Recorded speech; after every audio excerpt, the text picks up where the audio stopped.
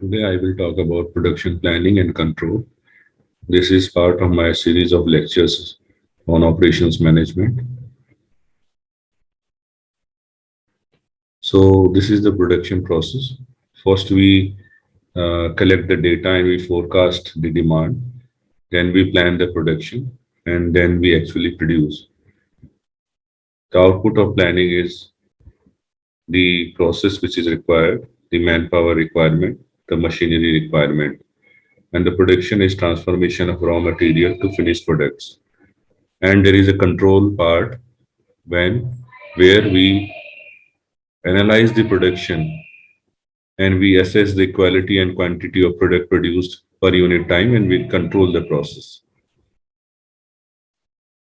So production planning and control is the organization and planning of the manufacturing process.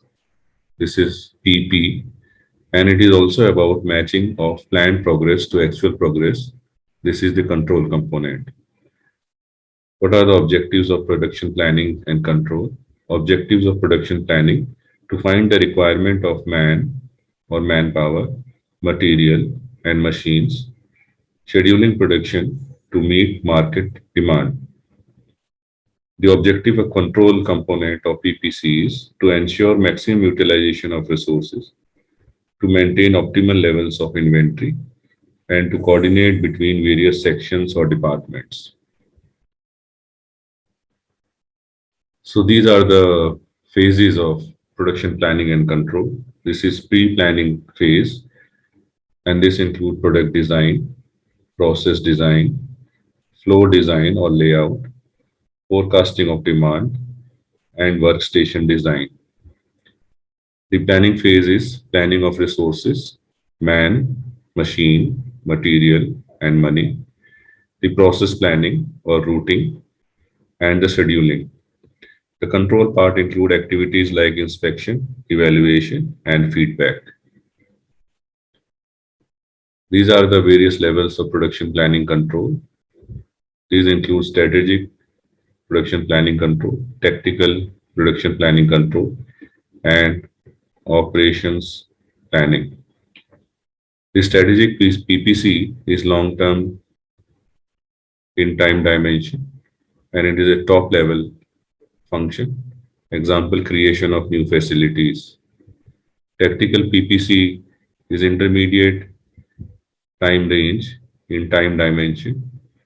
It is a middle level function. Operations planning is short term in time dimension and it is a lower level function.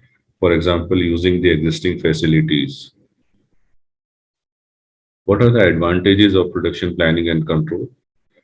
It coordinates all the phases of production system as we have seen.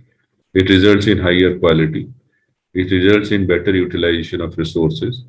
It results in reduced inventories and it results in better customer care. So these are the advantages of production planning and control. What are the limitations of production planning and control? The quality of forecast determine the final results. So if forecast is not of good quality, the PPC will be affected.